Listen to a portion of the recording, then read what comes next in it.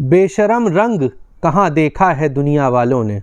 इस गीत के माध्यम से बॉलीवुड की नीच और घटिया सोच को और नंगेपन को गहराई से समझने की कोशिश कीजिए।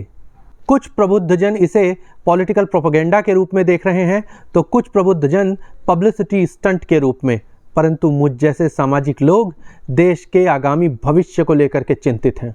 चाहे आप लोग इसे पब्लिसिटी स्टंट कहें या पॉलिटिकल प्रोपेगेंडा, परंतु यह जो भी है बहुत भद्दा है, निंदनीय है और अत्यंत चिंतनीय है। इस गीत को आप लोग ध्यान से देखेंगे तो पाएंगे कि गंदे से गंदा और अश्लील से अश्लील अंग प्रदर्शन सिर्फ कंट्रोवर्सी क्रिएट करने के लिए और सतही पब्लिसिटी के लिए जानबूझकर किया गया है।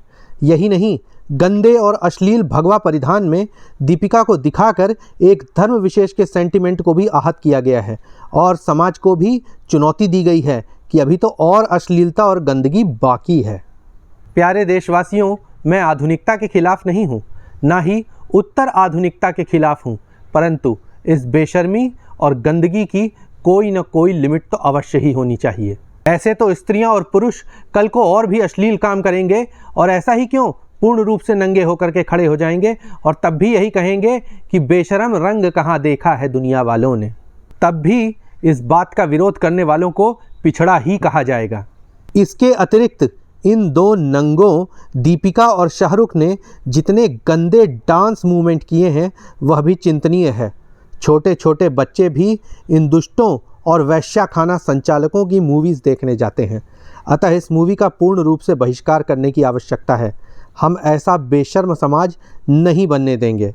अतः अब इस नंगे खान को पूर्ण रूप से नंगा करने के दिन आ चुके हैं और सिर्फ इसको ही क्यों, बॉलीवुड को भी पूर्ण रूप से ताला बंद करने के दिन आ चुके हैं। एक तरफ तो बेशरम रंग शब्द के प्रयोग के माध्यम से यह सिद्ध करने की कोशिश की गई है कि अभी नंगई और बाकी है, अर्थात अभी स्त्रियां और नंगी होनी बाकी हैं, और दूसरी तरफ एक रंग विशेष को टारगेट करके एक धर्म विशेष की भावनाओं को आहत किया गया है, अर्थात एक तीर से दो शिकार। इससे आप लोग इस बात का अंदाज़ा लगा लीजिए कि बॉलीवुड में घटिया नीच वामपंथी मानसिकता और नंगापन किस हद तक पैर पसार चुका है और यह हमारी भावी स्वस्थ पीढ़ी के लिए कितना बड़ा खतरा है। इसीलिए हिंदू धर्म के एक समाज विशेष को मेरा यह संदेश है कि आप खूब जय भीम के नारे लगाइए, हम भी आपके साथ लगाएंगे, परंतु यह याद रखिए कि हम अपनी आपसी अंतर्कलह आपस में निपटा लेंगे, पर अपनी एकता को तार तार मत होने दीजिए, विखंडित मत होने दीजिए। इसी का फ़ायदा ये नंगे लोग उठा रहे हैं और हमारे धर्म को सॉफ्ट टारगेट बना रहे हैं। ऐसा मत होने दीजिए और हमारी एकता अखंड रखिए। इसके अलावा बजरंग दल या हिंदू युवा वाहिनी जैसे अनेकों संगठनों को भी बहुत मजबूत बनाने की आवश्यकता है। इतना ही नहीं, मैं भारत सरकार से अपील करता हूं कि दंड के विधान इतने कड़े बनाए जाएं कि इन नीचों और नराधमों के मन से ये बेशर्मी के रंग और भूत पूर्ण रूप से उतर जाएं। आखिरी बात यह कि हमारी चिंता न तो आधुनिकता है, न दीपिका के असभ्य परिधान है और न ही बॉलीवुड की गंदगी है, बल्कि हमारी चिंता तो इनकी गंदी और निकृष्ट सोच है जो इस ओर इशारा कर रही है कि अभी और बेशर्मी और नंगापन बाकी है।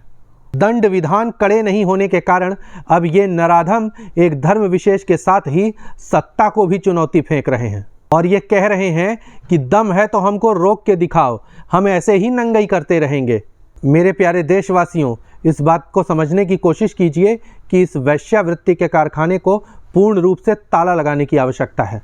अतः पठान मूवी का, इन तीनों नराधम खानों का और बॉलीवुड का पूर्ण रूप से बहिष्कार कीजिए, बॉयकॉट कीजिए इनको। बेशरम रंग अब और नहीं चढ़ेगा, चिंता मत कीजिए। यह बेशर्मी और नंगई ऊपर से लेके नीचे तक, अर्थात सर से लेके पांव तक पूर्ण रूप से उतार दी जाएगी। जय माई की।